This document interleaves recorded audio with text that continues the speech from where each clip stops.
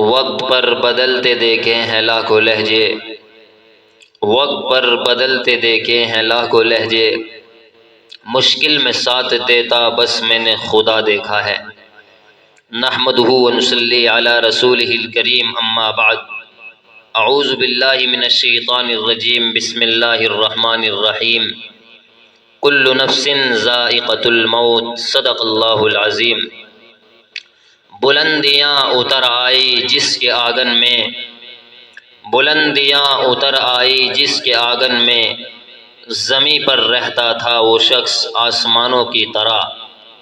موت و زیست کی کہانی روز اول سے کہیں سنی اور لکھی جاتی رہی ہے،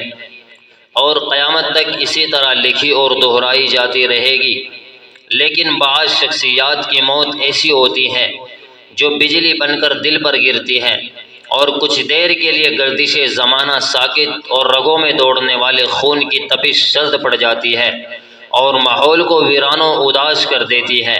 یقیناً حضرت الحاج حافظ محمد یعقوب صاحب کی موت اسی جاگوداز حادثے سے تعلق رکھتی ہے۔ گاؤں دھولاپڑا کی مدینہ مسجد میں حافظ صاحب کی 30 سال سے زائد محنت اس بات پر دلالت کرتی ہے کہ حافظ صاحب کے اندر سادگی اور عاجزی نے جنم لیا تھا۔ حافظ صاحب سچے عاشق رسول تھے۔ جب حافظ صاحب کو دیکھا کرتے تھے تو یوں محسوس ہوتا تھا کہ عاشق رسول وہ غلام رسول آ رہا ہے۔ جب حافظ صاحب کی عاجزی کو دیکھا کرتے تھے تو دل میں خیال آتا تھا،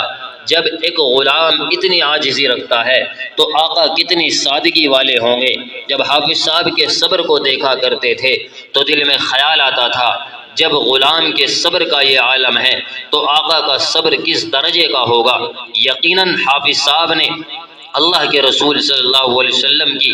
ایک حدیث پر ایسا عمل کیا کہ عمل کرتے کرتے دنیا سے چلے گئے۔ حدیث یہ کہ اللہ کے رسول نے فرمایا، من صمت نجا، کہ جو چپ رہا اس نے نجات پائی۔ یقیناً حافظ صاحب تمام عمر خاموش مزاج رہے۔ آج یاد آتے ہیں، کہاں ہے وہ خاموش مزاج بشر،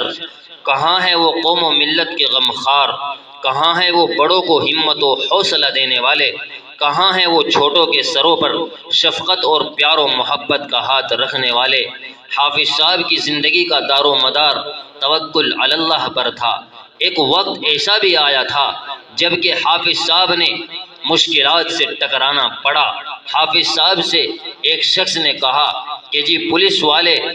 پیسے کی وجہ سے غلط بھی لکھ دیتے ہیں، جج فیصلہ اپنی مرضی سے سنا دیتے ہیں۔ حافظ صاحب نے جواب دیا، سنو، رب سے بڑا بھی کوئی ہو سکتا ہے کیا؟ نہیں۔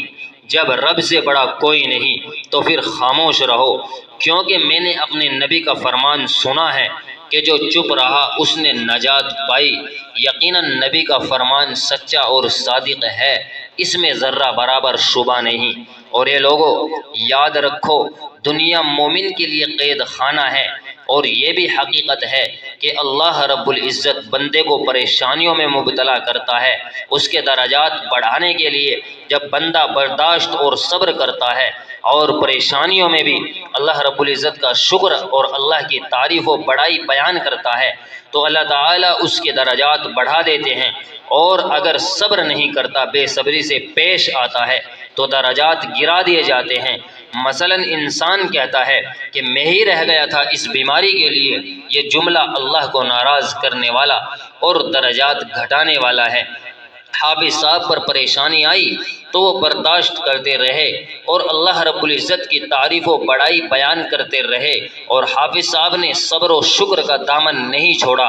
اور حافظ صاحب کیوں نہ ایسا کرتے، وہ نبی کے دیوانے تھے، اور نبی کے دیوانے ایسا ہی کیا کرتے ہیں، کیونکہ نبی نے خود پریشانیوں سے ٹکرا کر اور صبر کر کے اور اللہ تعالیٰ کی تعریف و بڑائی کر کے امت کو دکھایا اور سکھایا۔ اور جو مشکل میں صبر اور آسانی میں شکر ادا کرتے ہیں وہ نبی کے نقش قدم پر چلنے والے ہی تو ہوتے ہیں، اور جو نبی کے نقش قدم پر چلتے ہیں وہ نبی کے دیوانے ہی تو ہوتے ہیں۔ اور پھر دیوانوں کا یہ حال ہوتا ہے کہ لوگ کہتے ہیں کہ بھائی لوگ اسے گالی دیتے ہیں، یہ کچھ بھی نہیں کہتا، اور اس پر پریشانی آ گئی یہ پھر بھی خاموش رہتا ہے اور بڑے بڑے لوگوں میں اپنی لحاظ نہیں بناتا۔ بڑے بڑے لوگوں سے مراد سیاسی پارٹی کے رہنما، پرشاسن میں بڑے لوگ، یہ تو ان سے بھی اپنی بات نہیں بناتا، ان سے بات بنائے کیسے، ان کی بات سنے کیسے؟ اللہ والوں کا تو یہ حال ہوتا ہے کہ جب سن لیا قال النبی،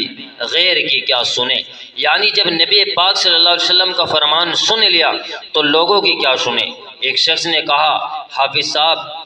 جب کچھ لوگوں نے آپ کا دل دکھایا ہے تو آپ ان کے لیے بد دعا کرتے کیوں نہیں؟ تو حافظ صاحب نے جواب دیا، یہ میرے محبوب نبی کی محبوب امت ہے، اگر میں نے بد دعا کر دی تو قیامت کے دن میرا نبی مجھ سے یوں نہ کہہ دے کہ اے میرے امتی، میں نے تو تمہاری خاطر لہو لہان ہو کر دیکھا تھا، مجھے تو پتھروں سے مارا گیا تھا، مجھے تو گالیاں دی گئی تھی، میرے صدیق اکبر کو کعبہ میں مارا گیا تھا، میرے بلال کو گرم ریت پر لٹایا گیا تھا، میرے خباب کو چٹائی کا دھواں دیا گیا تھا، میرے چچا حمزہ کے ٹکڑے کیے گئے تھے، میرے حسین کو شہید کر دیا گیا تھا، میرے عمار کو انگاروں پر لٹایا گیا تھا، میری بیٹی فاطمہ کے چہرے پر تھپڑ مارا گیا تھا، اور میری زنیرہ کی آنکھیں نکالی گئی تھی، میری سمیہ کے ٹکڑے کر دیے گئے تھے، میرے ابو ہریرہ کی گردن پر پاؤں رکھے گئے تھے، میرے صحابہ کو بڑی بڑی تکلیفیں دی گئی تھی، مجھے قید و بند کی سزائیں دی گئی تھی، سجدے کی حالت میں میرے اوپر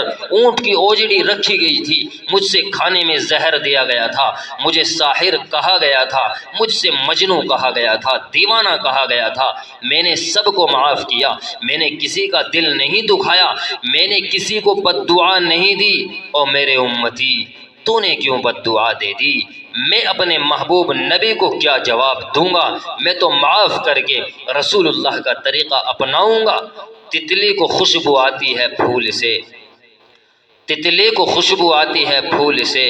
ہم نے معاف کرنا سیکھا ہے خدا کے رسول سے۔ ہمیں وہ دن بھی یاد ہیں جب وہ مشکل حالات میں اللہ کی تعریف و بڑائی بیان کر رہے تھے، وہ دن بھی یاد ہے ہمیں جب وہ دشمن سے بھی مسکرا کر بات کر رہے تھے، وہ دن بھی یاد ہے ہمیں جب انہوں نے مدرسے میں امتحان لیا تو انہوں نے اعلیٰ نمبرات عطا کیے، تو مفتی صاحب نے کہا حافظ صاحب اس کی کیا وجہ ہے؟ حافظ صاحب نے جواب دیا، میں نہیں چاہتا کہ کوئی بچہ مایوس ہو، میں طالب علم کو خوشی کی حالت میں دیکھنا چاہتا ہوں۔ وہ دن بھی یاد ہے ہمیں جب وہ اللہ کی محبت میں خاموش رہتے تھے، وہ دن بھی یاد ہے ہمیں جب وہ مدرسوں کے لیے چل پھر کر چندہ کرایا کرتے تھے، وہ دن بھی یاد ہے ہمیں جب وہ مائک پر بڑے پیار سے بولتے تھے، وہ دن بھی یاد ہے ہمیں جب وہ چہرے پر رومال ڈال کر نظروں کو نیچی کر کے گلیوں سے گزر جایا کرتے تھے، وہ دن بھی یاد ہے ہمیں جب وہ اپنی پیاری آواز میں اذان دیتے تھے، وہ دن بھی یاد ہے ہمیں جب وہ نماز پڑھانے کے لیے مصلی پر جایا کرتے تھے،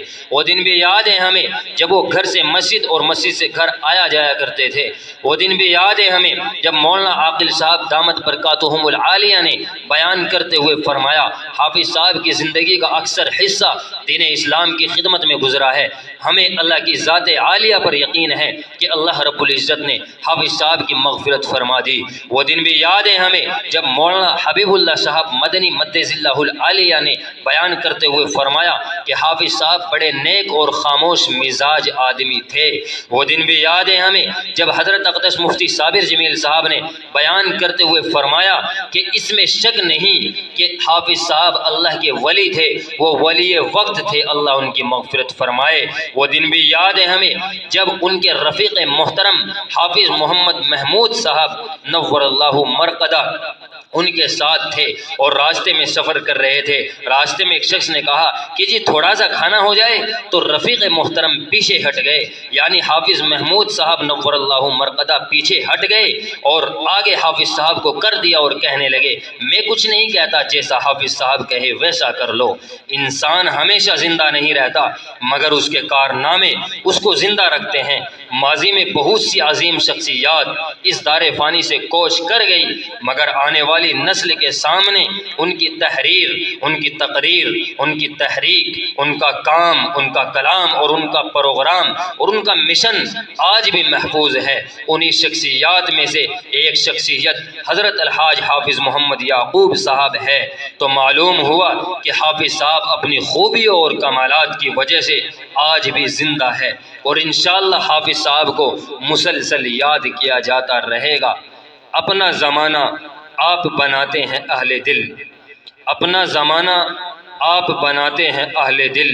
ہم وہ نہیں جسے زمانہ بنا گیا۔ آخر میں اپنے رب سے یہی دعا کرتا ہوں کہ اللہ رب العزت حافظ صاحب کی مغفرت فرما کر مقام علیین عطا فرمائے، سیئات کو حسنات سے مبدل فرما کر قبول و منظور فرمائے،